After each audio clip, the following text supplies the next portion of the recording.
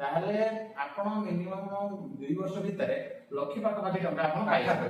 80,000 ଭଳିଆ ଆପଣ ପାଖାପାଖି ପାଇଯିବେ ଯେ କି ସ୍କଲାରସିପରେ। ଆପଣ ମାନେ ହାଲା ଫ୍ରେଣ୍ଡସ୍ ରିକୁସି ମରାଜ ଗୋଟେ ନ୍ୟୁ ବ୍ଲଗ ଯେ କି ଏଫଏମ୍ ୟୁନିଭର୍ସିଟିର ମୁଁ ଆପଣମାନଙ୍କୁ କହିବି ଆର୍ଟ୍ସ ଡିପାର୍ଟମେଣ୍ଟ ବିଷୟରେ କି ଆମର ଏଇ ଯେଉଁ ଡିପାର୍ଟମେଣ୍ଟ ହେଉଛି ହିଷ୍ଟ୍ରି ଡିପାର୍ଟମେଣ୍ଟ। ଆଉ ହିଷ୍ଟ୍ରି ଡିପାର୍ଟମେଣ୍ଟ ବର୍ତ୍ତମାନ ମୋ ପାଖରେ ଅଛି ସୁନୀଲ କି ପୁରା ନାଁଟା କ'ଣ? ସୁନୀଲ ମଲ୍ଲିକ ଯେ କି କ୍ୟାଟାଗୋରୀ କ'ଣ? ଏସି କ୍ୟାଟାଗୋରୀର। ଆଉ ଆମେ ବର୍ତ୍ତମାନ ପଚାରି ବୁଝିବା କି ତାର ଆଡମିସନ କତରୁ ଷ୍ଟାର୍ଟ କରିକି ତାର ସବୁ କିଛି କେମିତି କ'ଣ ହଷ୍ଟେଲ ବି ରହୁଛି, ହଷ୍ଟେଲ ଫି ସବୁ କିଛି ଆମେ ଡିଟେଲ୍ସରେ କଥା ହେବା ବର୍ତ୍ତମାନ କେତେ କ'ଣ ଖର୍ଚ୍ଚ ହେଉଛି ସେ ବାବଦରେ। ଆଉ ସ୍କଲାରସିପ ବି କେତେ ଆସୁଛି 2 ବର୍ଷରେ ସେ ବିଷୟରେ କଥା ହେବା। ପ୍ରଥମେ ଆମେ କଥା ହେବା କି ଡିପାର୍ଟମେଣ୍ଟ ଆଡମିସନ କେତେ କ'ଣ ଖର୍ଚ୍ଚ ହେଉଛି। ଆଡମିସନ ହଉଛି ଏଠି ଆମର 2 ପ୍ରକାର।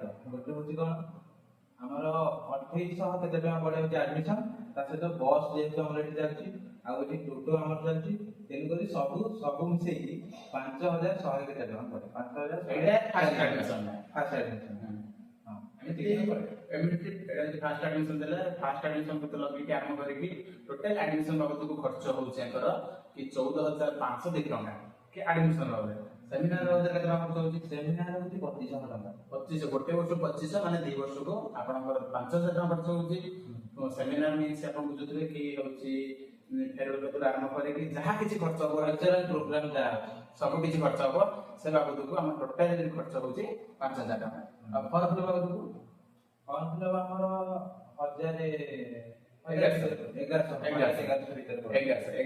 ଟୋଟାଲି ଆପଣଙ୍କ ଖର୍ଚ୍ଚ ହେଉଛି କି 1100 ଟଙ୍କା ଲେଖା ହେଲେ 4ଟା ସେମିଷ୍ଟାର ଆଉ ଟୋଟାଲି ଖର୍ଚ୍ଚ ହେଉଛି 4,400 ଟଙ୍କା। ତାର ଇଏ ହେଉଛି 14,520 ଟଙ୍କା। ତାପରେ ଖର୍ଚ୍ଚ ହେଉଛି 4,400 ଟଙ୍କା ଫର୍ମ ଫିଲଅପ ବାବଦକୁ। ତାପରେ ଖର୍ଚ୍ଚ ସେମିନାର ଫି 5,000 ଟଙ୍କା। ଏତିକି ଖର୍ଚ୍ଚ ହେଲେ ତ ଆପଣଙ୍କର ଏକାଡେମିକାଲ ଖର୍ଚ୍ଚ। ଏତିକି ଗଲା ପରେ ଆପଣଙ୍କର ଆସିବା ହଷ୍ଟେଲରେ କେତେ ଟଙ୍କା ଖର୍ଚ୍ଚ ହେଉଛି। ଫାଷ୍ଟ ଆଡମିସନ କେତେ ଟଙ୍କା ନେଉଛନ୍ତି? ଆଡମିସନ ଆମର ପଡ଼ିବ 10,310 ଟଙ୍କା। ତାପରେ ପୁଣି ସେକେଣ୍ଡ ଇୟର ବେଳକୁ 7,810 ଟଙ୍କା ପଡ଼ିବ। ଏତିକି ହିଁ ପଡ଼ିବ। ଏତିକି ପଡ଼ୁଛି। ତାହେଲେ ଏତିକି ଯାଉଛି ଆଡମିସନ ବାବଦକୁ ହଷ୍ଟେଲର। କି ଏଥର ବଢି ଯାଇଛି ସେଇଟା ହେଇଛି କ'ଣ ନା 11,150 ଟଙ୍କା ଆଡମିସନ ଫି।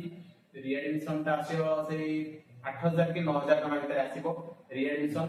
ଆଉ ଖାଇବା ବାବଦକୁ ଆପଣଙ୍କର ମାସକୁ 2,000 ରୁ 3,000 ମାନେ ଆପଣ ନିହାତି 20 ମାସ ରହିବେ ତାହେଲେ ଆପଣ ହିସାବ କରନ୍ତୁ 40,000 ଟଙ୍କା ଭଳିଆ ହିସାବର ହବ।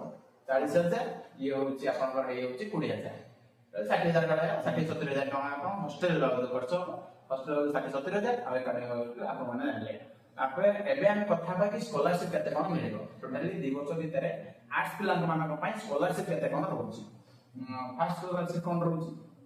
ସ୍କଲାରସିପ ଗୋଟେ ହଉଛି ଏସସି ଏସଟି ଏମବିସି ଗୋଟେ ଅଛି, ଯୋଉଟାରେ କି ଏସସି ପିଲାଙ୍କୁ 13,000 ଭିତରେ ମିଳେ, ଓବିସି ଜେନେରାଲ ପିଲାଙ୍କୁ ବି 13,000 ଭିତରେ ମିଳେ।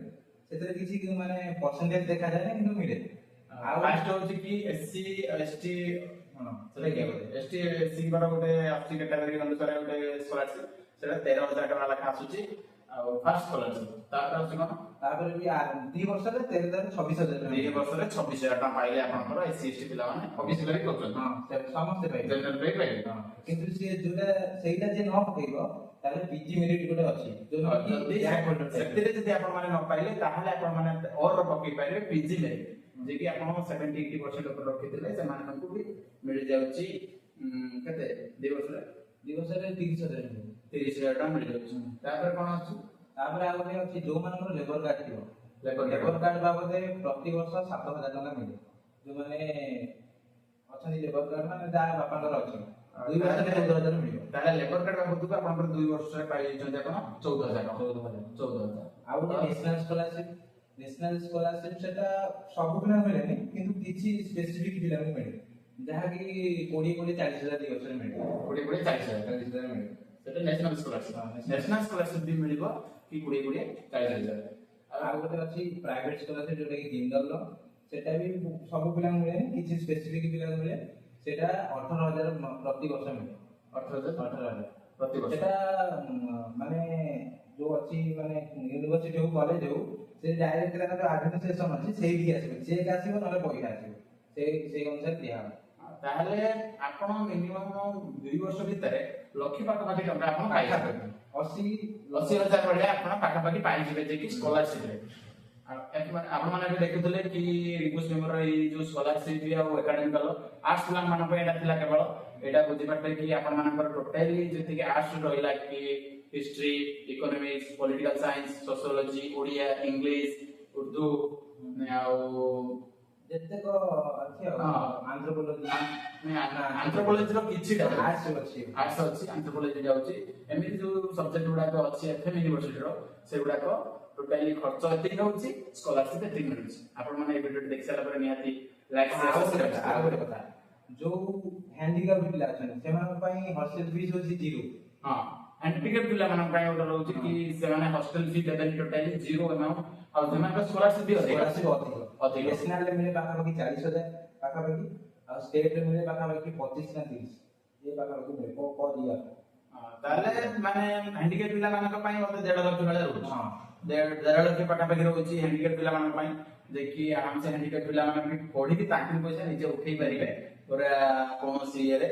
ଆଉ ଆପଣମାନଙ୍କୁ ଏଇ ଯୋଉ ଭିଡିଓଟି ଆପଣମାନଙ୍କ ଥିଲା ପିଲାମାନଙ୍କ ପାଇଁ ଜାଣିବା ପାଇଁ ଏଇଟା ଆପଣମାନଙ୍କ ଜାଣିଲା ପରେ ଲାଇକ୍ ସେୟାର ସବସ୍କ୍ରାଇବ ନିଶ୍ଚିତ କରିବେ। ଥ୍ୟାଙ୍କ ୟୁ ନମସ୍କାର।